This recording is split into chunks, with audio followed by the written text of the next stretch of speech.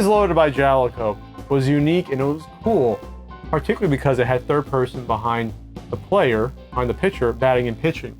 The catcher would sit still and their glove would just kind of mysteriously do all the busy work, move around on its own. It's a ghost. Certain players on each team, if you did throw the ball and hit them, they would charge them out, which is hysterical. We'll actually cut to the big screen in the stadium and actually show the batter going up and beating the crap out of the pitcher, which is awesome. Or if you strike out somebody looking on multiple occasions, you hear "you bum" out. Like you'll hear the umpire call you a bum. But this game added some nice firsts for the NES. You had a season mode, which was cool at the time. I may have played Bases Loaded on the NES more than any other game on the NES. Probably one of the most common NES games in existence because people love baseball, kids love baseball. Bases Loaded was a really fun, really visually appealing baseball game on the NES, more so than any other. So this was the beginning of like baseball games, at least on consoles, really trying to go for a little bit of realism. So for that, Bases Loaded, thank you very much for making our summers more fun.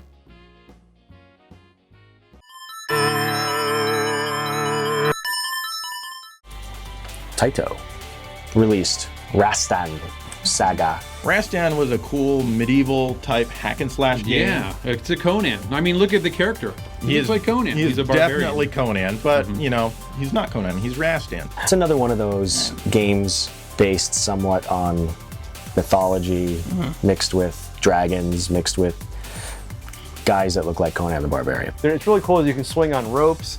You go up and down ladders to different parts levels. You can upgrade your weapon. It's just very smooth. What sets it apart is that it is a very difficult game. It's not unfair, it's just difficult. And I like how when you hit the enemies, at least in the Master System version, they explode into a splat of blood. Yeah. So cool. Yeah, that was cool.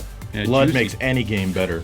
It's the kind of game that makes you earn its respect. Otherwise, you're just gonna be crying a lot. Pretty much your run-of-the-mill hack and slash game, but it was pretty good. It was raw standard something. You better get ready for the most challenging Nintendo system ever. Ready? Let's do it. The new Power Pad. It's only available in Nintendo's new Power Set. The Power Pad is an exercise accessory originally developed by Bandai. It was the Bandai Fun and Fitness Pad, rebranded. Nintendo thought it was such a great idea that they bought the idea, took it off the market, and re-released it as the Nintendo Power Pad. The Power Pad was basically plastic on either side of what sounded like tissue paper. It just crunched when you walked on it. So you laid this pad out on the floor.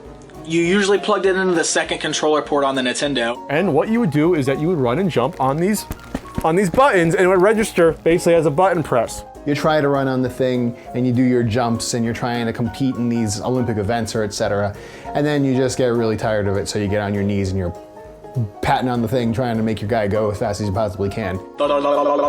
You're tubby and out of shape and can't run in place? Just use your hands. Can't get that high score on the long jump? Run and lift your hands up and just let them go until you decide to plant back down. The Power Pad should have been cool, but everyone cheated as a kid. We just, you just get down, just slap the crap out of the stupid buttons because, using our legs was dumb and this was a lot easier. But interestingly enough, I mean, World Class Track Meet, some people now know as being the rebranding of stadium events, which was, I believe, created by Bandai originally, one of the rarest games on the NES. We only got about a half a dozen games in North America that were compatible with the Power Pad. The weirdest game that came out was probably Street Cop. Because in Street Cop, you would run side scroll on this and then beat criminals into submission. And these were dangerous criminals that would do things like litter and jaywalk, and you would beat the crap out of them with your nightstick. I remember waking my parents up every Sunday morning. They had to wake up to the sound of just my heels banging into the floor. I liked Short Order because, it was kind of like a Simon, but with building a burger. You had dance aerobics where you would literally just follow the girl in the leg warmers on the screen and try to sweat those calories away. It was kind of like the first floor mat controller, which paved the way for games like Dance Dance Revolution, huh?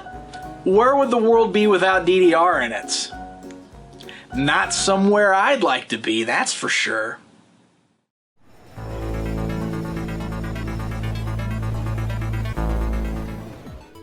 Bad Dudes versus Dragon Ninja.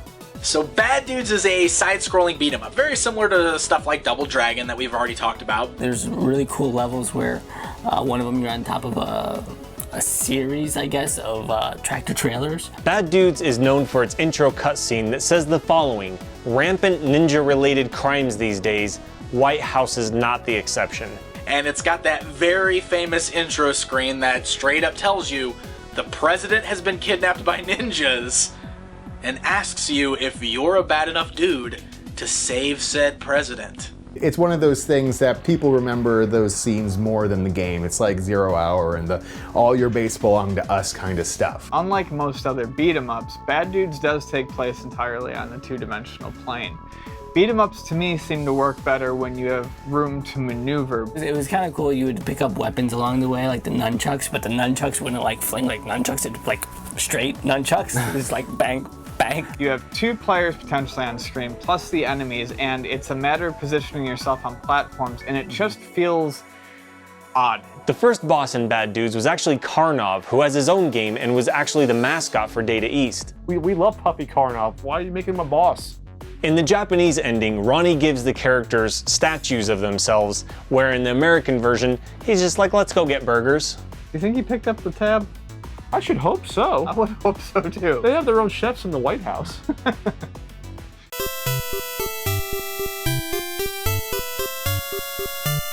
Got your jammies on? Let's play some Milon's Secret Castle by Hudson Soft. The goal of the game is to free Queen Eliza from a giant, ridiculous maze. Kind of your overworld. It's basically the outside of a castle, and you go into different rooms and you explore, and there's a lot to explore. You run around throwing bubbles to attack enemies and find secret passages through the castle, doors, windows. Title is not misleading. It's not a mistranslation. Everything's a secret, including what you're supposed to do. I really don't like games where you have to shoot around at random to find hidden passages and vital items, and this is one of those games.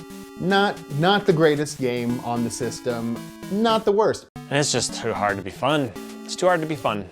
Very cute little character. Milon should be in Smash Brothers, I think. No, he was in a much better sequel called Do Re Mi Adventure for the Super Famicom. Oh, there you go. And now the forgotten video games of 1988. Pat here once again bringing you the forgotten video games of 1988. River Raid 2 by Activision, the follow-up to the classic Atari shooter that went mostly unplayed because by 1988, the 2600 was dead. Captain Silver by Data East, swashbuckle and seek a lost treasure in this Sega Master System side-scroller. Dr. Chaos by FCI. This strange NES adventure game has a player battling through a house full of monsters, including the gruesome Big Lady. Ugh.